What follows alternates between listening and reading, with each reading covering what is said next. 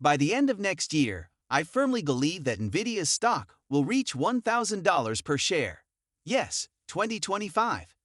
This is a once-in-a-lifetime chance to invest early in the next big tech company.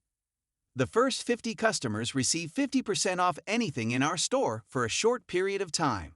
This offer won't be around for long, so don't pass it up. Hurry immediately to save a ton of money. Be among the first 50, so act quickly. Use the link below to shop right now. Yes, let's compare Nvidia with ON Semiconductor, a business that produces fairly ordinary analog chips for automobiles. As a result of being left behind, ON Semi is the type of stock that could have said anything this morning and would have increased in value. People's attention isn't on a truck. Nvidia may say anything it wants, but it will ultimately be valued lower because it is thought to be too large and capital-intensive. If you look at Alphabet's dilemma, they would have been penalized for their excessive expenditure if they had stated that they would keep spending a lot of money. They would have been penalized for lagging behind Amazon, catching up to Meta, and, of course, Microsoft if they had declared they would cut back on their spending. Therefore, neither the big cap tech nor the smaller cap tech can accomplish anything incorrectly. I'm simply saying that, even if ServiceNow isn't exactly little, that's not small, that's $150 plus billion. They have a plan to use AI. On the other hand, it appears that we have made the decision to hold these individuals to a higher standard. They have nothing, just take a look at them now, chatting quickly about $100. Once more, we are entering a week that will see the arrival of 4 of the largest companies: Apple, Amazon, Microsoft, and Meta. People, pay attention. Nvidia is pumped up.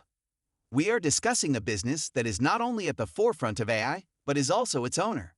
The future appears brighter than a supernova, and their numbers are just enormous. I'm acting as though I'm speaking. By the end of next year, I firmly believe that Nvidia's stock will reach $1,000 per share. Yes, 2025. This is a once-in-a-lifetime chance to invest early in the next big tech company. Do you think that will alter the story in any way? Not in my opinion. It would be beneficial if Microsoft took a bold stance and claimed that PC sales had significantly increased and that Copilot was receiving a lot of interest. Those remarks would come from CFO Amy Hood, who is not a hype artist and who did praise Copilot the last time. To be able to get mag whatever up, that is what must occur.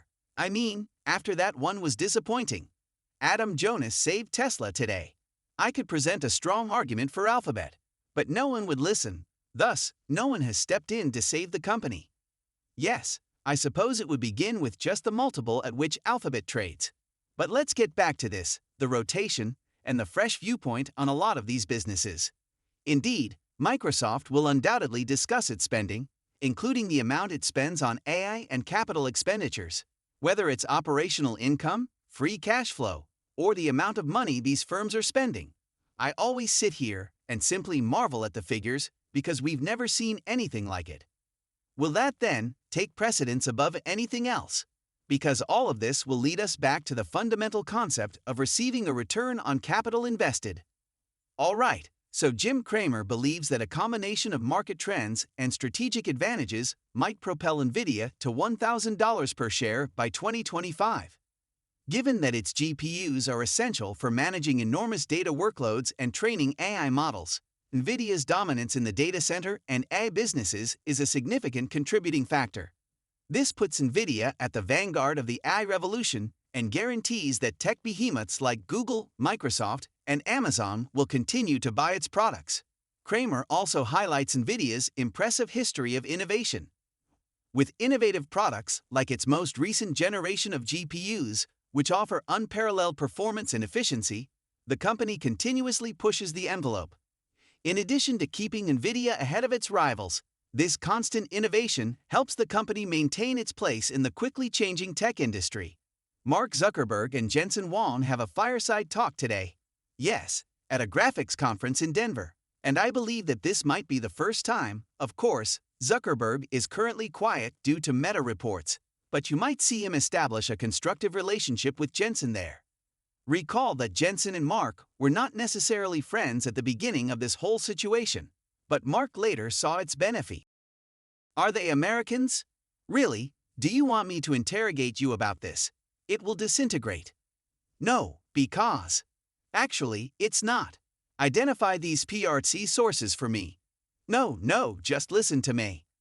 Nvidia's market dominance has been further reinforced via strategic acquisitions.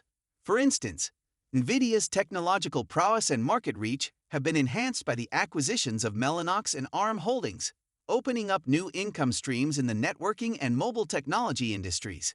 It is anticipated that these actions will have a lasting effect on Nvidia's growth trajectory. Cramer also emphasizes the expanding use of AI in a variety of sectors, including as healthcare and automotive, where Nvidia's expertise is essential. The demand for Nvidia's AI-related hardware and software solutions is anticipated to rise sharply as more businesses incorporate AI into their operations, improving the company's growth prospects. Lastly, Cramer's optimistic assessment is reinforced by Nvidia's good financial performance, which is marked by high revenue growth and profitability. According to Cramer, the company's capacity to continuously surpass market expectations boosts investor trust, making the $1,000 per share goal by 2025 a realistic possibility. Does President Tsai have direct access to your mind? All right, so last week Gina Raimondo was on Mad Money *. Don't worry, the Democrats would protect Taiwan. Is what she's saying correct? Listen, we have to, pay us tribute, pay us protection money, said former President Trump. Look, they're not. They would. They're starting to think maybe we prefer the status quo. But if we could get in there and take Taiwan, because the government doesn't care, well, that would be an opportunity, said a very reasonable person I follow who lives in America and conducts a lot of business with China.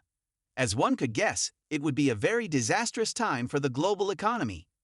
Indeed, that would be really detrimental, and I'm delighted you brought that up because you're referring to one of the biggest corporations, Taiwan Semiconductor, where all of its semiconductors are made in that nation.